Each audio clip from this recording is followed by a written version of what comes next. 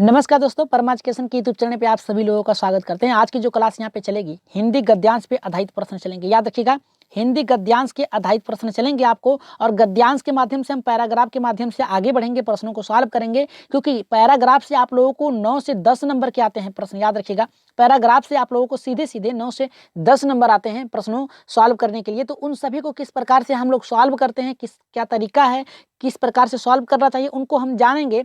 लेकिन पहले क्या करेंगे, इसके विषय में जान लेंगे नोट्स के माध्यम से, फिर इसके बाद हम पैराग्राफ के माध्यम से प्रश्नों को सॉल्व करेंगे। तो जल्दी से आज सभी लोग, और जो लोग नए हैं अभी तक हमारे चैनल को सब्सक्राइब नहीं किया है तो जल्दी से सब्सक्राइब कर लीजिए परमा एजुकेशन चैनल को, लाइक भी कर दीजिए, शेयर भी कर दीजिए अपने अपने ग्रुपों में।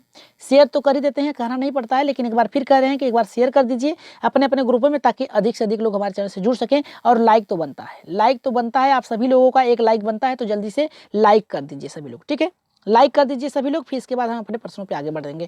तो पहले इसके बाद नोट्स बना लें। नोट्स पे थोड़ा ध्यान दीजिएगा अच्छे से कि आखिर अपठित गद्यांश होता क्या है। देखिए, अपठित गद्यांश जो होता है, इसका अर्थ होता है ऐसा। देखिए, अपठित गद्यांश का अर्थ गद्य के ऐसा अंग जिसे पहले पढ़ा गया हो, ठीक है, पहले पढ़ा गया हो, इसका मुख्य उद्देश्य किसी भी विषय को समझने, उसका अर्थ यहाँ पे संपूर्ण अर्थों के विश्लेषण करने तथा उसके भाषा समझें, ठीक है, संबंधित ज्ञान को परखना, ठीक है, भाषा संबंधित ज्ञान को परखना। इसके अतिरिक्त शिक्षार्थियों की सामाजिक बौद्धिक क्षमता, अभिरुचि एवं योग्यता का प्रशिक्षण करना ही इसका उद्देश्य होता है। तो याद रखिएगा, अपठित गद्यांश क्या होता है। अपठित गद्यांश का अर्थ होता है कि गद्य का ऐसा अंक जिसे पहले पढ़ा गया हो, उसका उद्देश्य, उसकी जो संपूर्ण अर्थ है, उसके आधार पर प्रश्नों को सॉल्व किया जाए। और याद रखिएगा, जितना पैराग्राफ दिया रहता है उसके अंदर ही जितने भी प्रश्न होते हैं उसके उत्तर छुपे होते हैं, उससे बाहर एक भी आपसे नहीं पूछेगा।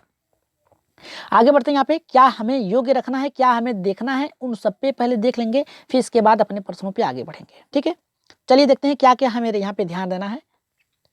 देखिए, पहला करा गद्यांश संबंधित कुछ महत्वपूर्ण, यहाँ पे करा प्रश्नों को हल करने पे ध्यान योग्य बातें। तो क्या क्या आपको ध्यान रखना है। तो पहला यहाँ पे क्या कह रहा है, देखिए, सर्वप्रथम दिए गए गद्यांश को भली भांति पढ़ के उसके मूल भावों को अच्छी तरह समझ लें। देखिए, यहाँ पे कहा है कि पहले यहाँ पे सर्वप्रथम आप गद्यांश को पढ़ लें, लेकिन आपको एग्जाम में बैठने पर आपके पास टाइम नहीं होगा, ठीक है। तो पहले क्या करेंगे, आप सर्वप्रथम प्रश्न को पढ़ेंगे।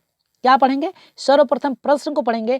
फिर इसके बाद अगर प्रश्न आप पढ़ रहे हैं तो क्या है, तुरंत आप पैराग्राफ में देखेंगे, तुरंत वहां पे अंडरलाइन कर देना है। आपको क्या करना है, अंडरलाइन कर देना है। दूसरा करा है कि गद्यांश में वर्णित महत्वपूर्ण विचारों एवं विशिष्ट शब्दों को ढूंढने का प्रयास करेंगे। यानी जो भी उसमें सबसे उपयुक्त तरीका है, जो सबसे महत्वपूर्ण है, उसे ढूंढेंगे। फिर इसके बाद ये कहा है हमारा तीसरा कि यह यदा, ये करा, ये सदा होगा, सदा याद रखना चाहिए, सदा होगा यहाँ पे जी। ये सदा याद रखना चाहिए कि वह बौद्ध के, यहाँ पे बौद्ध के अंतर्गत पूछे गए सभी प्रश्नों के उत्तर दिए गए गद्यांश में ही विद्यमान होते हैं। अतः एकाग्रचित होकर प्रश्नों के उत्तर ढूंढने का यहाँ पे गद्यांशों के बार बार पढ़ना चाहिए। याद रखिएगा, जितना भी प्रश्न पूछे रहेगा वो क्या होगा, आपके गद्यांश के अंतर्गत ही आएगा, उसके बाहर एक भी प्रश्न नहीं पूछेगा। अब जितना भी प्रश्न वो पूछा है सब गद्यांश के अंदर ही आ जाएगा, ठीक है। तो आपको बहुत ही अच्छे तरीके से उसे गहन रूप से देखना है, एक भी प्रश्न बाहर से नहीं होगा, बस उसका अर्थ थोड़ा सा चेंज रहेगा। अब देखिए, तीसरा हमारा क्या कर रहा है, चौथा हमारा ये कर रहा है, देखिए, ये प्राय अवबोध के प्रश्नों में गद्यांश के शीर्षक संबंधित प्रश्न भी पूछे जाते हैं। इसलिए सभी अभ्यर्थी को गद्यांश के निहित केंद्रीय भाव को भली भांति समझना। देखिए, क्या है कि जब पैराग्राफ आपको दे देगा, पैराग्राफ के शीर्षक के बारे में भी आपसे पूछेगा कि इसका शीर्षक क्या है। तो सबसे पहले बात याद रखिएगा, जो शीर्षक होगा उसे आप लोग एकदम लास्ट में खोजिएगा, क्योंकि अगर उससे ढूंढने लगेंगे तो शीर्षक ढूंढने लगेंगे तो आप ये भूल जाएंगे कि आपको प्रश्न कितना सॉल्व करना है, ठीक है। तो आपको शीर्षक जो है एकदम लास्ट में आपको ढूंढना है, लेकिन उससे पहले प्रश्न जितने रहेंगे उसे। अब यहाँ पे देखिए क्या कर रहा है, गद्यांश पढ़ते समय सदैव रेखांकित पंक्तियां या शब्दों को ध्यानपूर्वक, अगर मान लीजिए यही दिया है, यहाँ पे दे दिया, यहाँ पे अंडरलाइन दे दिया, यहाँ पे अंडरलाइन दे दिया, यहाँ पे, तो आपको इन अंडरलाइनों को ध्यानपूर्वक देखना है, क्या कह रहा है, उसका अर्थ क्या है, वो कहना क्या चाह रहा है, इसे आपको ध्यानपूर्वक रखना है अपने दिमाग में, तभी आप प्रश्नों को क्या करेंगे, ढूंढ सकेंगे। तो चलिए आज ये सभी लोग अब अपने पैराग्राफ पे हम लोग क्या करेंगे, प्रश्नों को सॉल्व करेंगे। फिर इसके बाद क्या करेंगे, अपने प्रश्न, देखिए कैसे आप लोगों को पहले एक बार प्रश्न पढ़ना है, फिर इसके बाद क्या करना है, आपको अपने पैराग्राफ को पढ़ना है। तो ठीक है, बहुत ही अच्छे तरीके से करिएगा आप लोग, यहाँ पे ध्यानपूर्वक पढ़िएगा। फिर इसके बाद क्या करेंगे, हम प्रश्न सॉल्व करेंगे। तो एक बार सब्सक्राइब कर लीजिए जो लोग नए हैं, अभी से जुड़े हैं, और लाइक तो बनता है। एक बार लाइक भी कर दीजिए सभी लोग, ठीक है, लाइक भी कर दीजिए सभी लोग। और चलिए देखते हैं यहाँ पे क्या कह रहा है हमारा।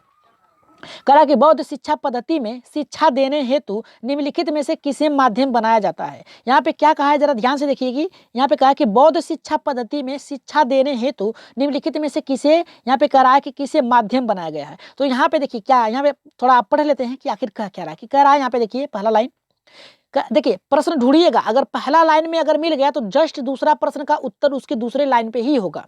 तो यहाँ पे क्या कहा है कि बौद्ध शिक्षा पद्धति का आरंभ स्वयं बुद्ध ने सरल एवं जन्मजात, यहाँ पे कह रहा है जन समाज की भाषा में जीवन के तत्वों के उपदेश एवं जन, यहाँ पे कह रहा है जगह जगह चर्चा करके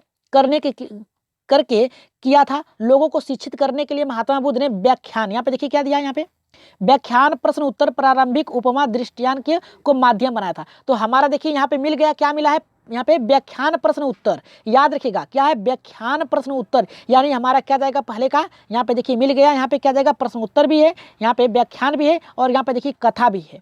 तो इन तीनों मिल गए तो हमारा पहले का राइट आंसर किसके साथ जाएगा, यहाँ पे चौथे के साथ जाएगा, ठीक है। यहाँ पे देखिए मिल गया आपको, कहाँ मिला है यहाँ पे व्याख्यान प्रश्न उत्तर और यहाँ पे दृष्टांत के, यहाँ पे कथा के माध्यम से, ठीक है, यहाँ पे मिला है जी। यहाँ पे देखिए आपको मिल गया है, ठीक है, यहाँ पे इस अंडरलाइन के अंदर मिल गया है आपको, व्याख्यान मिला है, प्रश्न उत्तर मिला है, प्रासंगिक उपमा दृष्टांत एवं कथा मिला है। तो प्रश्न उत्तर भी है हमारा, यहाँ पे व्याख्यान भी है और कथा भी है। तो इसका राइट आंसर किसके साथ जाएगा, यहाँ पे चौथे के साथ जाएगा। देखिए पैराग्राफ है तो प्रश्न आपको छोटे नजर आएंगे, क्योंकि यहाँ पे पैराग्राफ अगर हम बड़े कर रहे हैं तो याद रखिएगा आपका जो प्रश्न है कट जाएगा, ठीक है। तो आप लोगों को बस ध्यान से आप लोगों को पढ़ना है, ठीक है, बल्कि अपनी क्वालिटी जो है यहाँ पे उसको बढ़ा लीजिए, 360 पे कर लीजिए, ठीक है, 360 पे करके देख लीजिए, आपको ज्यादा अच्छे से नजर आएगा, ठीक है। तो इसका पहले का राइट आंसर जाएगा किसके साथ जाएगा, चौथे के साथ जाएगा। आगे बढ़ते हैं दूसरे प्रश्न पे।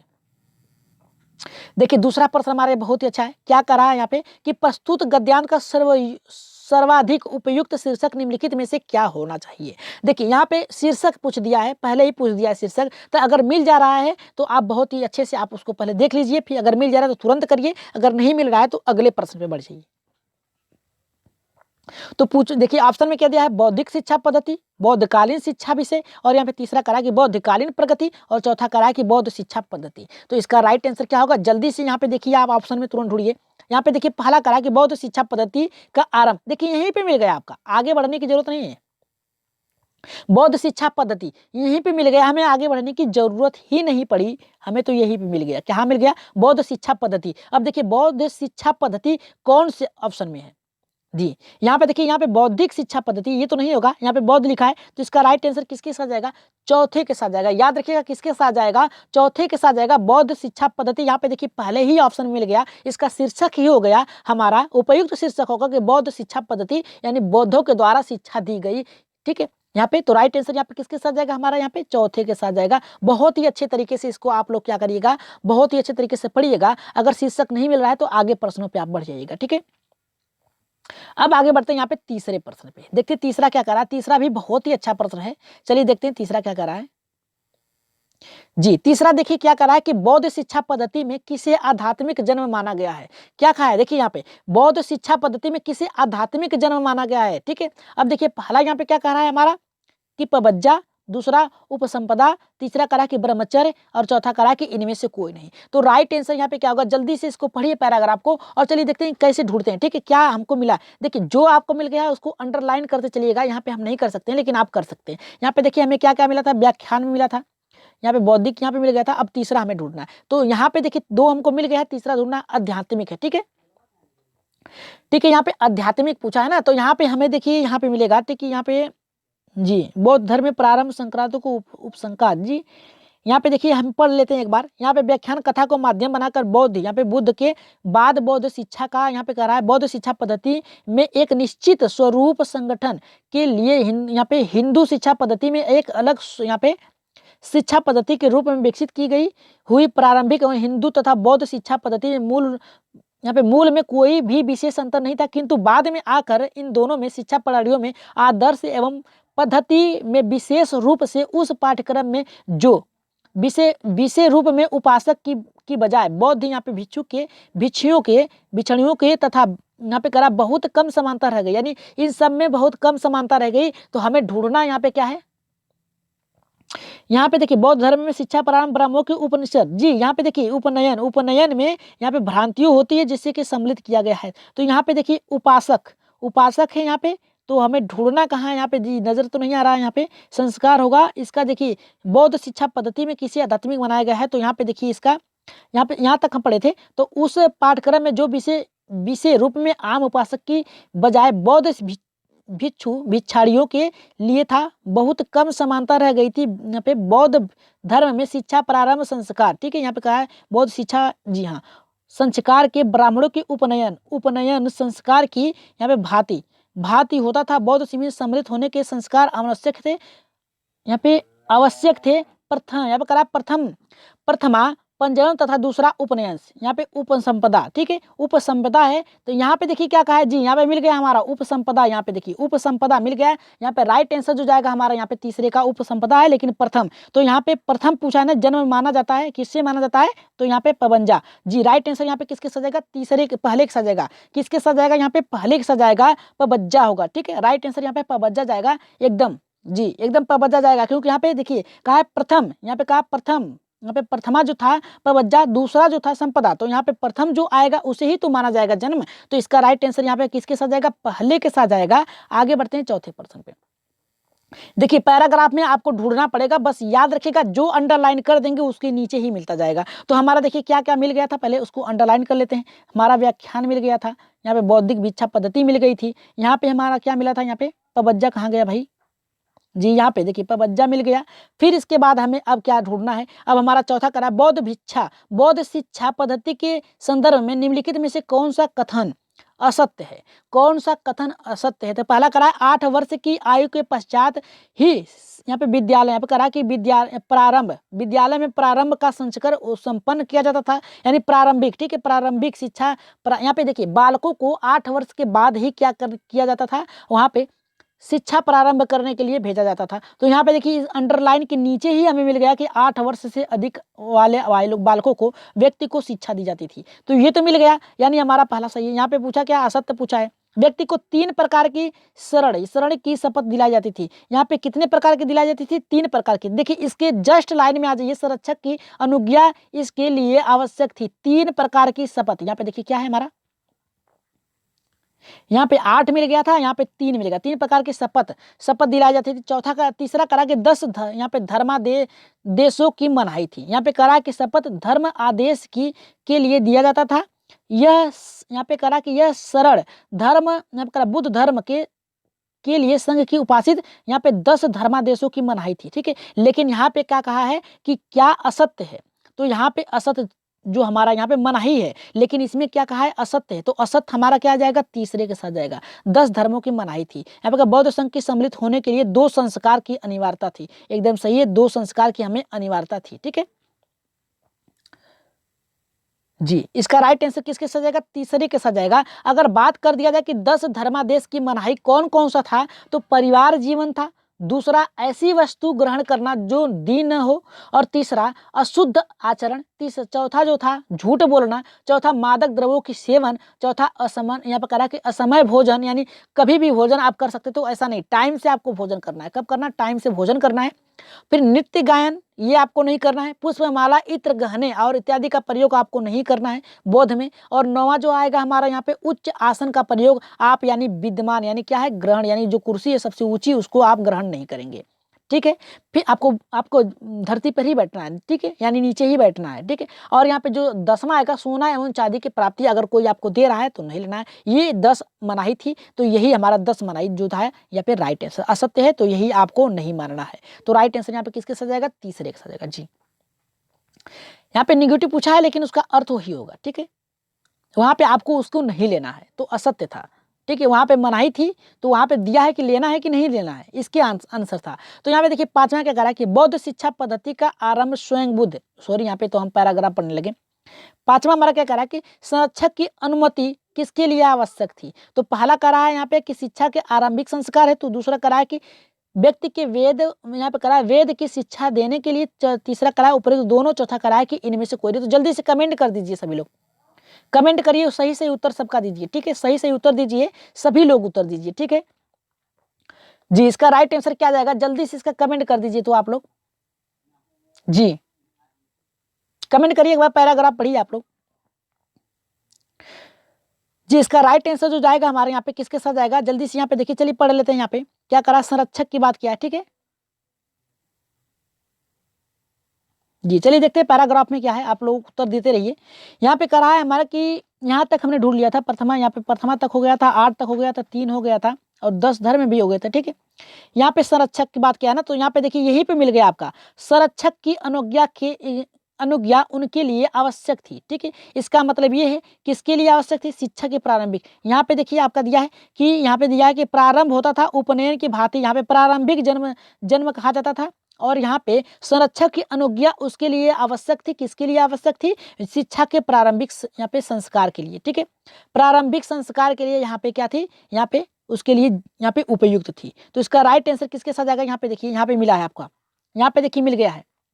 महात्मा बुद्ध ने ऊपर से दूसरे लाइन पे देखिए, महात्मा बुद्ध ने व्याख्यान प्रश्न उत्तर प्रारंभिक उपमा, यहाँ पे कहा है ना, उपमा एवं कथा को माध्यम बनाकर यहाँ पे बताया था। शिक्षा, यहाँ पे बौद्ध शिक्षा पद्धति भी एक निश्चित स्वरूप संगठन है। ये हिंदू शिक्षा पद्धति के लिए अलग स्वतंत्र का शिक्षा है। यानी क्या है कि शिक्षा के प्रारंभ संस्कार से होना चाहिए, ठीक है, याद रखिएगा, संस्कारों से होना चाहिए। यहाँ पे देखिए दिया है, यहाँ पे सम्मिलित होने के लिए 2 संस्कार आवश्यक थे। तो 2 संस्कार आवश्यक थे। यहाँ पे कौन सा था, यहाँ पे शिक्षा के प्रारंभिक संस्कार, दूसरा व्यक्ति में वेद की शिक्षा देने के लिए। तो आपको वेदों की शिक्षा न देकर संस्कारों की शिक्षा देनी थी। तो यहाँ पे राइट आंसर किसके साथ जाएगा, यहाँ पे पहले के साथ जाएगा, ठीक है। आगे बढ़ते हैं, यहाँ पे जी पहला ही होगा, दूसरा नहीं होगा, ठीक है, दोनों नहीं होगा।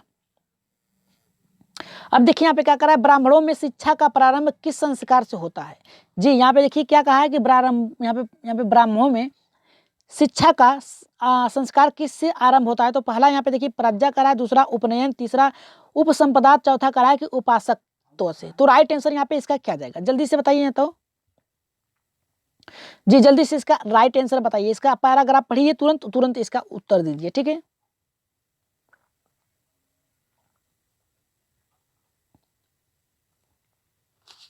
जी उत्तर देते रहिए आप लोग।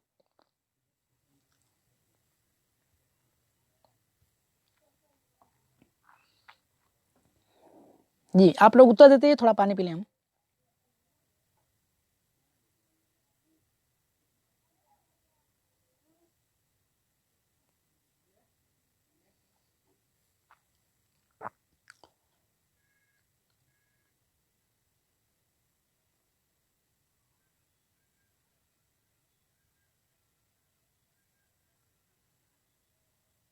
जी चलिए देख लेते हैं यहाँ पे क्या दे रहा है उत्तर, हमारे यहाँ पे क्या होगा। यहाँ पे देखिए, यहाँ से पढ़िए आप लोग, यहाँ से इस लाइन से पढ़िए कि यहाँ पे देखिए कह रहा है कि भिक्षु भिक्षाणियों के लिए था, बहुत कम समानता रह गई थी। बौद्ध धर्म में शिक्षा प्रारंभ संस्कार ब्राह्मणों की उपनयन संस्कार की थी, किसकी थी, उपनयन की थी। तो अब देखिए ऑप्शन में कहाँ उपनयन है, तो जल्दी से देख लीजिए, पहला है क्या, दूसरा है क्या, तीसरा है या फिर चौथा। तो इसका जो राइट आंसर देखिए यहाँ पे दिया है, यहाँ से आपको यहाँ पे देखिए प्रारंभिक शिक्षा मिल रही है, किस पे मिल रही है, यहाँ पे राइट आंसर जाएगा उपनयन से, ठीक है। राइट आंसर जाएगा आपका किसके साथ जाएगा, उपनयन से जाएगा। आगे बढ़ रहे हैं, उत्तर देते रहिए आप सभी लोग, ठीक है। 7वें प्रश्न पे बढ़ते हैं। ये देखिए आपके आगे समास उपसर्ग प्रत्यय से, ठीक है। यहाँ पे व्याकरण आपको आना चाहिए, याद रखिएगा।